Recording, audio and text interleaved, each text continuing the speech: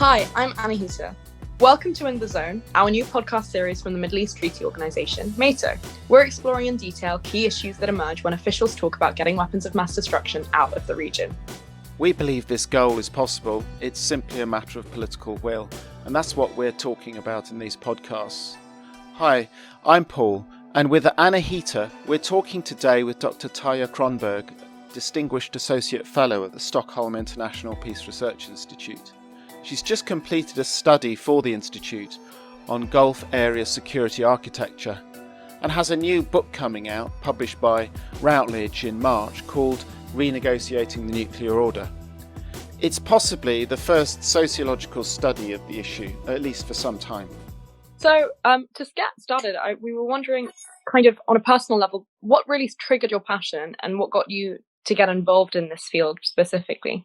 Well, I have a background in peace research, so question of arms has also always been interesting, and of course nuclear arms. But in a concrete way, I came to the European Parliament as a Finnish MEP and became the chair of the Iran delegation. So suddenly I was 2011 to 14. We followed the Iran negotiations. The parliament was not a party to negotiations, but we were close to the party, so we could follow. And so that was really an entry to the field. And then I wrote a book about the Iran nuclear negotiations seen from the European side, and have followed up this in looking at the architecture and in the Gulf states for SIPRI, where I am now at the Stockholm Peace Research Institute, where I'm now attached to. Tarja, what would you say are the benefits that are on offer if states and people in the region were to progress in moving towards a WMD-free zone? Well, I think you can look at the concrete example. Of course, the Middle East is said to be very special and conflict-ridden as opposed to other regions, but I think you can look at the Latin American nuclear weapon-free zone. And I focus especially on the nuclear weapon-free zones because I don't know so much about the WMD or the biological or chemical weapons. But if you look at the Latin American zone, it's amazing how the hostility between Brazil and Argentine was sort of solved in the process of creating this, how they abolished their nuclear programs, and today they control regionally each other. They have trade and no hostile relations. And maybe the ultimate point was then that Cuba, who was actually the source of the great nuclear conflict in '62, became a member of the Latin American zone in 2002. And so it has united the region, including the Caribbean. And so I think this nuclear weapon-free zone or WM-free zone has this potential for actually creating, removing hostile relations and creating trade, social relations, a common table also where you have to agree on things. So in this way, and if you look at the nuclear weapon-free zones, there's none of the zones, they cover, I think, 115 countries today. In none of the zones is there an example where a country has left the zone or a country has started a nuclear program. So in this way, I think sort of the structure and the idea of the zones is extremely positive. And then the question is, can the Middle Eastern countries use this idea? And of course, it's now part of a NPT, and it's really under pressure, and there are a lot of interest. But if you look at the question, I just read a study about the regional security architecture in the Gulf area, and you can see that the countries are competing with each other. This is not only a question between Saudi Arabia and Iran. It's a question between Qatar and Saudi Arabia and all of the countries. And if you look at the history, there's really no example, or very few that I haven't run across, to where there's a win-win situation, where there's a regional identity, which actually could provide a win-win situation where you could see that there are regional advantages where each of the countries has to sort of look above and see the regional potential. And there's no such identity. So I think the zone would be at least the first step, and already the discussions should be a first step. What is it you feel underlies that competition between those states? As you say, it's not simply Shia Sunni or Iran Gulf states, it's between the Gulf states as well. Is it fear, or is it something more complex than that? I think it's a combination of things. I in a way, the Sunni Shia contrast has been used by especially Saudi Arabia, but I think there's a real regional competition between Saudi Arabia and Iran, and who is the regional hegemon. But also the countries are young. They have had enough wealth. There has been very few incentives to work together because they have been very sovereign in terms of their resources. And you can see, if you look at the Gulf countries, the country that is most open to cooperation is Oman, which is actually the poorest country in the region. So, and also the question that the Americans have been there. They have, so to say, bought their security and this idea of being able to defend yourself, even if you have a lot of weapons, it's still not there. The security is dependent on outsiders, at least for the most part. So, of course, as we've been speaking, we can see that within the region and outside the region, many states do still have a lot of incentive to not only develop WMDs and hold on to that kind of military arsenal for both military and political reasons. What are some of the ways that you think we could effectively kind of reduce that incentive and attraction and kind of get them to take more progressive steps towards building a WMD-free zone? I think one of the sort of global challenges in this case is the fact that it would be the first WMD-free zone where a country has nuclear weapons and has no plans to abolish them. If you look at the other zones, you have a zone with Kazakhstan, you have a zone with South Africa, which both have abolished their nuclear weapons before the zone. So whether or not it's possible in the process of the zone to get a country to abolish nuclear weapons is a good question. And I think it is more necessary to look at models on how you could, on the long term, integrate a country with nuclear weapons. And Europe has had the same problem. I mean, if you take Europe, there's today only one nuclear weapon country, France.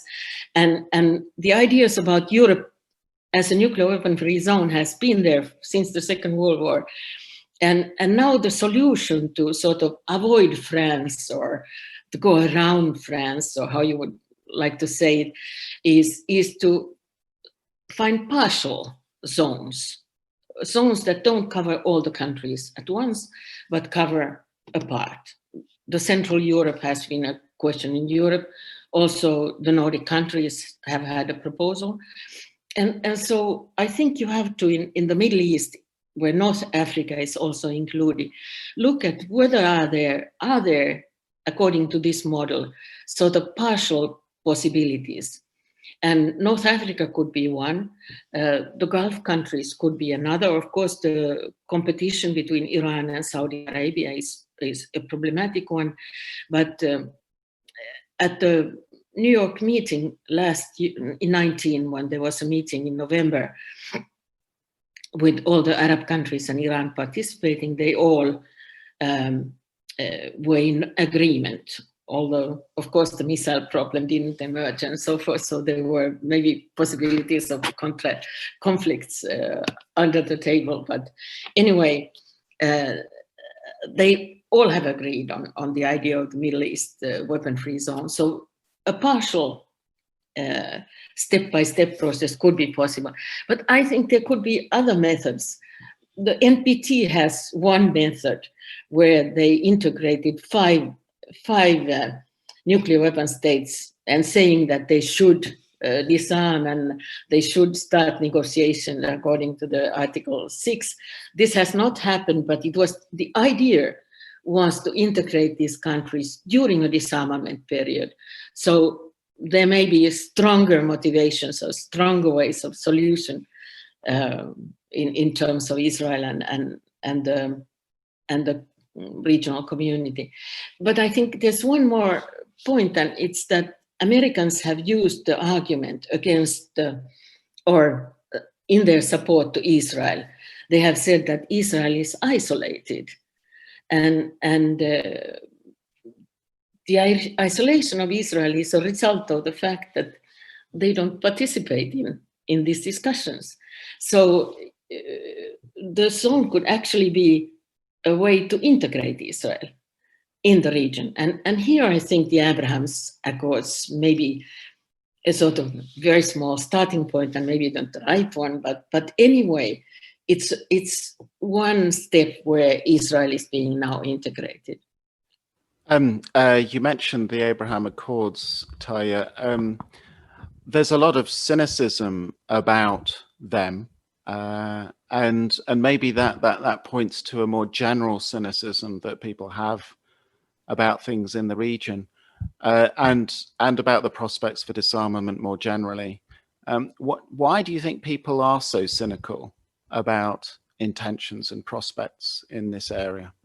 As I referred to earlier to the questions about the competition in the region, the fact that they are not poor and there's no economic incentive to work together, and also I think the question of borders. The borders were arbitrarily drawn, and maybe also the countries are young, but there is this. Actually, when I looked at the security architecture in the Gulf area, it was obvious that everybody told me, and I interviewed experts mostly, that there was a need for common security architecture.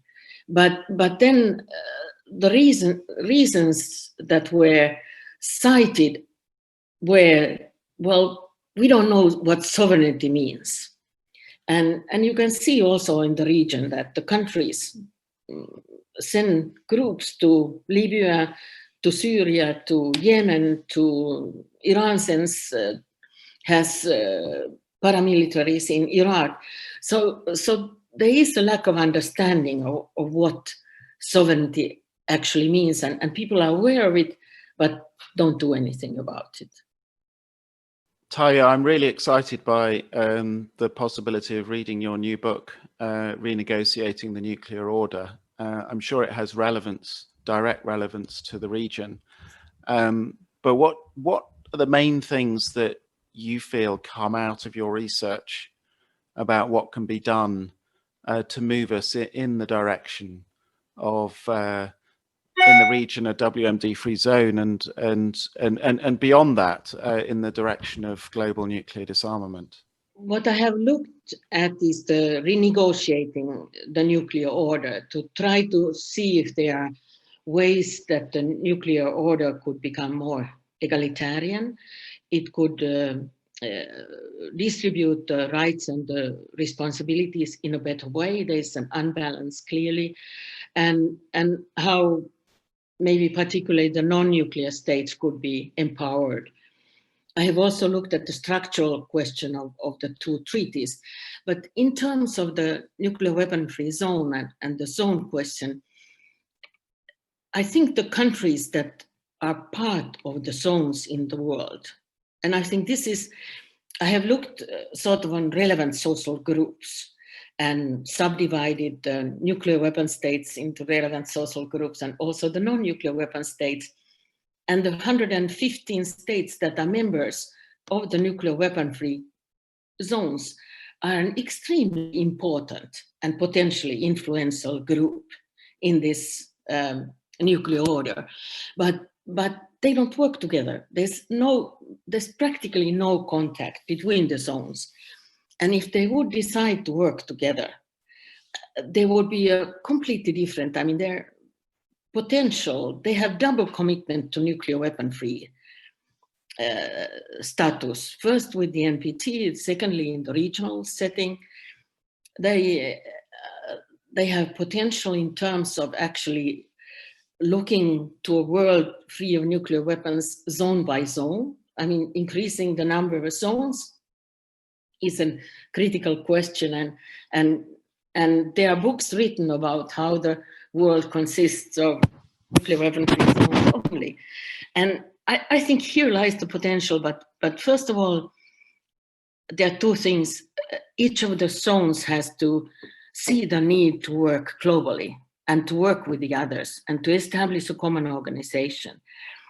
The center in Vienna did a study on this and sort of supported weak coordination and information exchanges and so forth. It's not enough. If you want to affect the world and if you want to affect the great powers, especially on this, it's important to really make yourself heard. And I don't think there's ever been an NPT review conference where the nuclear weapon-free zone countries would commonly take a standpoint. The P5 take a standpoint, and others do, but the nuclear weapon-free zones don't.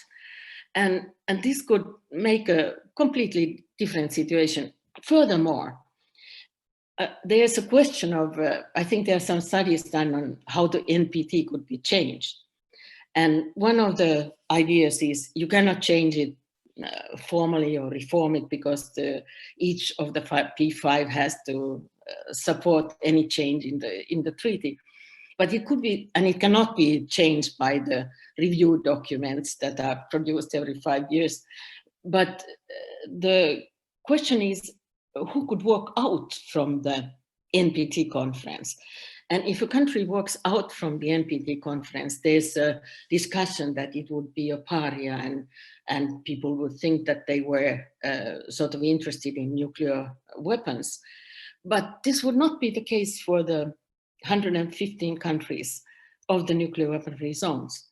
They still have, even if they would not support the NPT commitment to nuclear weapon-free status, they have their own regional status, which would be still there, and they could not be attacked as paria. So they have a lot of potential that is not realized, and where the organizational capacity is not there yet.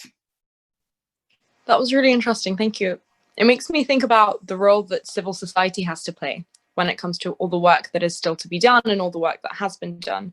What role do you think they have, maybe even just within the next decade, in terms of kind of establishing these moments of progress and getting these states to cooperate? I think the civil society can do a lot of things around the world in supporting nuclear weapon-free zones, but in the Gulf area and in the countries where, particularly in the Gulf area, because of the regimes there and the fear of the regimes related to civil society and non-state actors, it's very difficult to see how they could, from the inside, come up with sort of popular actions for nuclear weapon-free zone. I think you would probably need a nuclear explosion or something in order to get the civil society to react in the Arab countries. And because of the situation they have, that there is practically no civil society organization, what you can do from the outside is of course, I think the Me Too text is very good in this sense that you are doing a text and you can say that there can be a treaty and it can mobilize countries outside the region in civil society. the Finns have supported the nuclear weapon-free zone in the Middle East all the time. Other countries do the same. But it doesn't change anything. It will affect the world opinion. And I think for the nuclear weapon-free zone or the WMD-free zone in the Middle East to really get started, it needs new models for integrating Israel.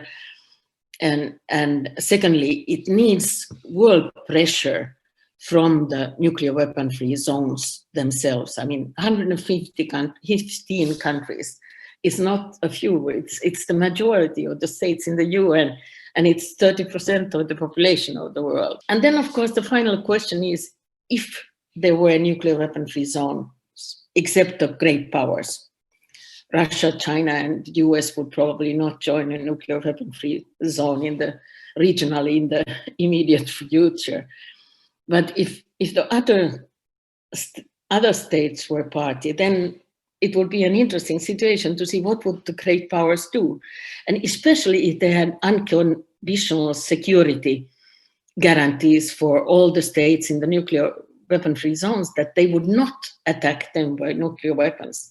So it would leave them to deter each other, and that may be a too expensive proposal.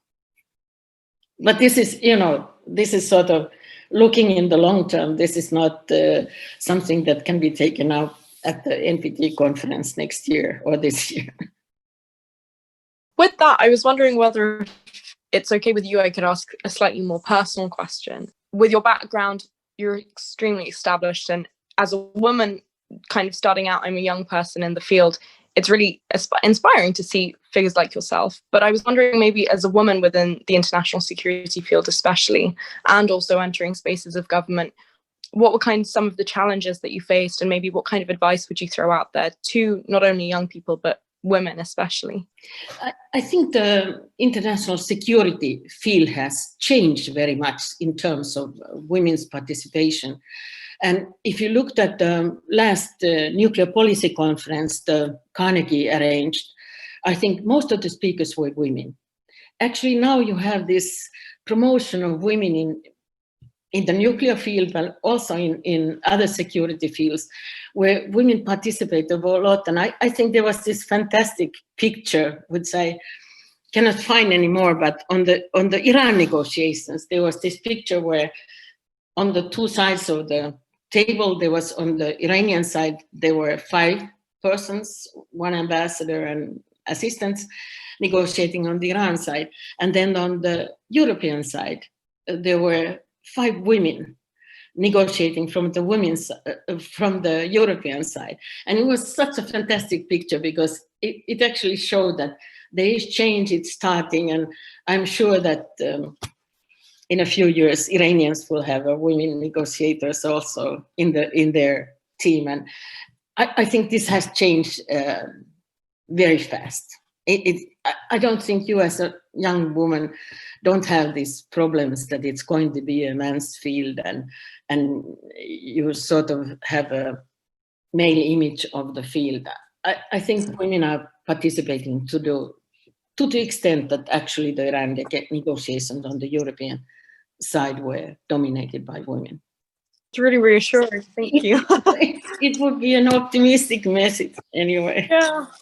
I think that's a really positive note to end the interview on, an interview that I've found very encouraging and positive and optimistic, which of course is what Metto is all about, trying to find the positive in what people are usually very cynical about. So Tarja, thank you so much for a really great interview. You can find us online at our website, www.wmd-free.me, where you can subscribe to our newsletter, donate money, or even volunteer to work with us. We also want to remind you that we're on social media as well. Twitter, Facebook, and Instagram are all under the username WMD-free-ME. You can also find our podcast series on SoundCloud, Spotify, and YouTube, where we've got our episodes uploaded every week.